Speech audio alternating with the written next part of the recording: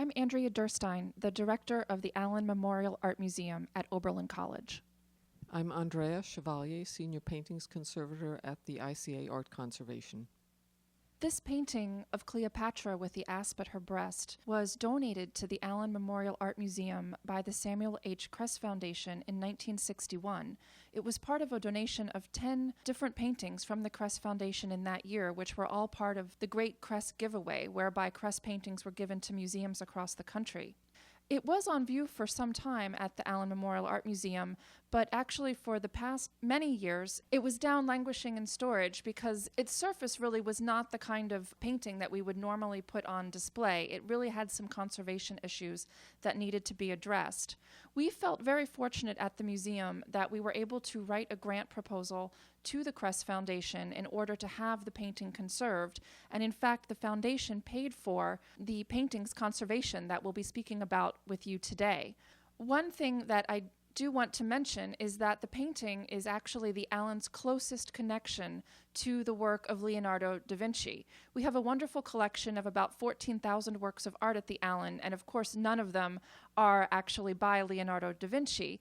This, however, is a painting that was done by an artist named Giampietrino who worked closely with Leonardo. We know at least in the 1490s he was working in Leonardo's studio in Milan, although our painting dates from the early years of the 16th century. The first image shows the painting before treatment with some small cleaning tests that actually show you how yellow the varnish coating is. What you also don't see, but what came up in the examination, was that many areas of the painting had been overpainted. That is covered later with a paint layer. This is a detail of the before treatment image showing the small cleaning tests, and also the vertical lines indicate areas where paint is lifting from the surface. One thing that we found in the files of the painting was an old X-ray that had been done in 1963. And one of the things that you see first when you look at the X-ray, especially if you're not really used to looking at X-rays of paintings, is the really dark grid pattern. That actually is the wood from the painting's cradle coming through onto the X-ray film, but that's really not part of the painted surface itself. But it was really instructive for me at least, to be able to speak with Andrea about the X-ray and what we were seeing, including worm channels or channels from insects which appear white in the X-ray because they're filled with a lead putty, and lead is opaque to the X-ray. And then another thing that we saw is on basically what is Cleopatra's shoulder, which is, as you look at the X-ray up in the upper left corner, it looked like there was something going on there which was different from what we actually saw on the surface. Those were tiny rows of small dots which curve over her shoulder, and we initially thought they were indications of an earlier placement of the snake that the artist then changed his mind on and just covered over. One thing that we immediately felt, however, was that this X-ray was, of course, very old and only a partial, most importantly, only a partial image of the painting, and that we needed to have a full X-ray done of the painting to really get a sense for the entire composition and what might have been underneath. So this X-ray is actually the stitched image of 6 separate X-rays taken on the large panel and put together on the computer screen. So now we have a full X-ray image of the painting. And we were able to work with someone who was actually able to kind of deaden back the cradle as much as possible. So although it is still there and you can certainly still see it, it's less intrusive than it was on the 1963 X-ray. This is a detail of the IR examination, which allows us to see underdrawing under paint layers. And on her shoulder, you can see the faint outline again of the curved line, which we initially interpreted as being an earlier placement of the snake. It was really instructive for me, especially who doesn't work every day with IR and with a lot of the technical equipment that Andrea is used to working with, to talk with her about these images and about what she was seeing. So certainly in the hands of Cleopatra, these are some of the places where you can most easily see the underdrawing that the artist did. And the underdrawing here is quite clearly made with a fluid medium and a brush or pen, for example, as opposed to a dry medium such as charcoal or graphite. One thing, too, that was really interesting in terms of the IR is that if you look closely at the area of her chest, right where the necklace, the pendant necklace is hanging, it did appear to both of us that there was something that had once been there under what we, at that point, currently had on the surface of the painting. And that was very intriguing because we actually knew of another version of the painting that is at the Louvre that was done by Giampietrino probably right about the same time, that is almost, I think, to the untrained eye, it looks exactly like our painting. One of the few differences that there was, however, was that the Louvre's painting still had a pearl hanging from the pendant, whereas on our painting that wasn't there, and that was something that we definitely wanted to research further. And also, several areas on the Louvre painting were painted in a more detailed manner than the Allen's version. So what we started to do is Andrea obviously started to clean the painting, and what you're seeing here is an image of the painting during treatment. With a lot of the varnish removed and also the overpaint layers removed in the background on the shutter, especially in the pink area of architecture, there was significant damage underneath the later paint, which was revealed during cleaning. Another thing that was really intriguing to us, that sort of we were able to notice this when Andrea started to remove some of these thick paint layers, is that in raking light it became readily apparent that there was something different about this panel, and that had no relation really to the composition of the Cleopatra painting. And you can see in this image in raking light what looks like almost like an archway or sort of an arched area in the top of the painting, which is actually made up through punch work. And that is a metal punch was tapped at one point by an artist into the panel to create what looks sort of like a halo and possibly kind of radiating triangles that help to make up that area. Just small rows of dots are the punch work outlining the halo and the rays. So that really was intriguing, was something that we wanted to follow up on more as we were moving ahead. So not only did we see this punch work in this kind of arched area, which, you know, could theoretically be supposed to represent something like a halo, we also saw it in Cleopatra's shoulder area. And in fact, that area that we saw in the IR and in the original X-ray that at one point we thought looked a bit like a snake is also made up of this punch work. And so it really did clearly lead us to believe that the panel was reused from an earlier painting. After cleaning, after all of the overpaint and varnish layers had been removed, we had numerous losses which revealed underlying paint layers which had nothing to do with the Cleopatra composition. And one of the indications was a piece of gold leaf on a red bowl, that was located in the area of Cleopatra's green headdress. It was really interesting to us to see that in addition to the punch work, because so many earlier Italian paintings, earlier altarpieces or religious works would clearly have made use of red bowl with gilding over top, and in fact many of them also include punched decoration.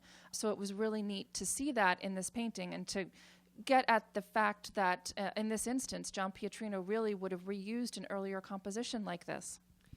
And looking at all of the losses with the various other paint layers underneath at high magnification, this is about 300 times magnified under the microscope, it was clear that there was no ground layer applied on top of the earlier composition to give Giampietrino a smooth, uniform layer, but he painted his composition directly on top of the old, presumably damaged but still reusable panel. It was also quite interesting after cleaning, and when we had some time to closely examine the panel, we discovered two areas of fill which had been filled in Giampietrino's studio before he reused the panel. And they are located in the architecture, and we know the fills date from the artist's studio because the paint covering the fills is the same paint around the fills in the architecture. Something like that, while it seems unusual to us, and I can't say that we've found as of yet any other instances where we know something like that was the case. One thing that we certainly do know is that for an artist at that time, you know, panels would have been valuable and useful, and people would have wanted to reuse older materials as they were making new paintings, just as really a cost-saving measure. One thing that we really were interested to do was to see two other paintings in particular that were related to the Allen's work. And one of those is at the Louvre, as we mentioned earlier. It is pretty much exactly the same composition as you see in our work, and that painting itself had recently been conserved, and we were very anxious to compare our painting with that painting and to talk to the curators and conservators at the Louvre.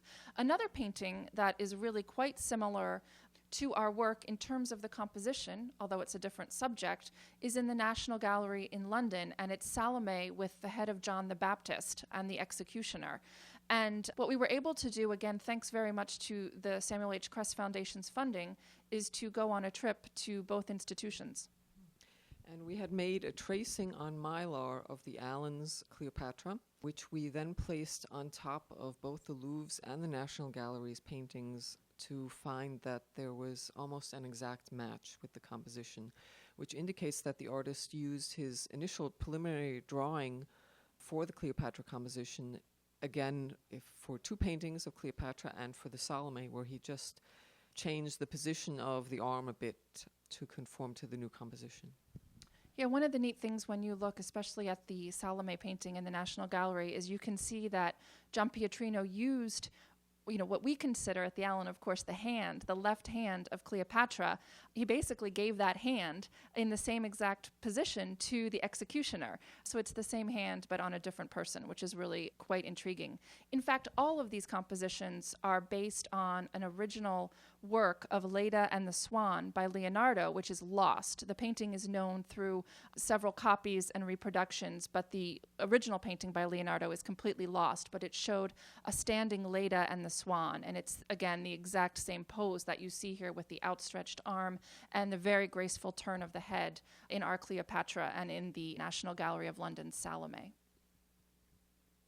So because of the significant damage on the Allen's Cleopatra, the Louvre version was quite helpful in reconstructing some of the areas that were damaged, including the window bars, the architecture in the background, the pink architecture, and the shutter, and also the pearls around the pendant on her necklace, which were almost completely missing on the Allen's version, and the Louvre's was quite helpful in reconstructing those pearls. During cleaning, it became evident that the black window bars were reconstructions and had been added much later because this paint was readily soluble in what I used to remove the varnish. And the only traces of original window bars left were what you see in the detail, a few traces of the black paint and a faint outlines or faint remnants of where the original black bars had been located. We knew from old images, both of our painting and certainly of images and looking at the Louvre's work, more or less what there should be in that area. And in fact, even in the very damaged section of the kind of pink architecture in the back of the Allen's painting, we could make out, even with the damage there, the line, the sort of descending line of the balustrade of the staircase. But I think it's very important not to go, as certainly Andrea feels too, not to go too far with reconstructing missing areas. And so we really tried to hit a middle ground between using what we absolutely knew had been there from indications on the painting itself and from the IR, as well as some general indications of what was there in the Louvre's work, knowing that the two were so closely corresponding in every other detail that it wasn't likely there was a great difference back there, but really not going in too far to add in all sorts of flourishes and things that clearly there was no evidence for. And just suggesting architectural features so that the eye has something to rest on rather than a big void. Right. It really kind of helps to complete the image and to make it look more the way that we expect that it did originally. And so now, with really the great work that Andrea did over many, many months of painstaking work on the painting, and through really the generosity of the Kress Foundation in terms not only of giving us the painting in 1961, but then funding the conservation now, we're able to enjoy this painting again in the Allen's galleries. Really, to me, it's very exciting because it basically feels like getting a whole new painting. This is something that had been really languishing in storage for decades and really wasn't able to be seen by our public and by the faculty and students at Oberlin College, and it's really like getting a brand new painting.